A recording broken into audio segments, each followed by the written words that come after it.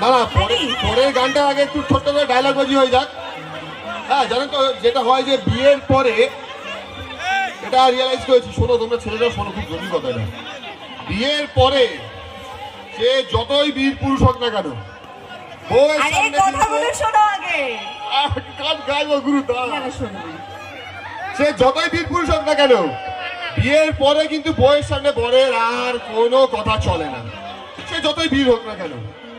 তো এইরকমই একটা সময় জঙ্গলে বাঘের বিয়ে হচ্ছে, এদিকে খুব বকাবকি হচ্ছে বাবা।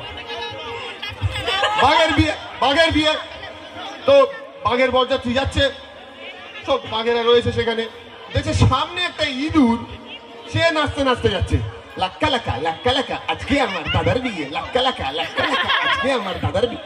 এবার বরযাত্রীতে বাঘেরা বলছে কি ব্যাপার বলতো, বাঘের বরযাত্রী হচ্ছে, সামনে ইঁদুর বলছে নাচছে কেন? হ্যাঁ, আবার বলছে দাদার বিয়ে, ধরতে পারে গিয়ে বাড়াকে ধরেছে, কি রে কি হচ্ছে এখানে?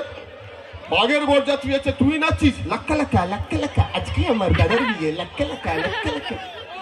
তো দাদা, বাঘ তোর দাদা হয়? হ্যাঁ, কি তুই নিজেকে বাঘ মনে করছিস? মনে করছি না দাদা, বিয়ের আগে আমিও বাঘ ছিলাম, বিয়ের পর ইঁদুর হয়ে গেছি। তো বউয়ের সামনে এরকমই অবস্থা হয়।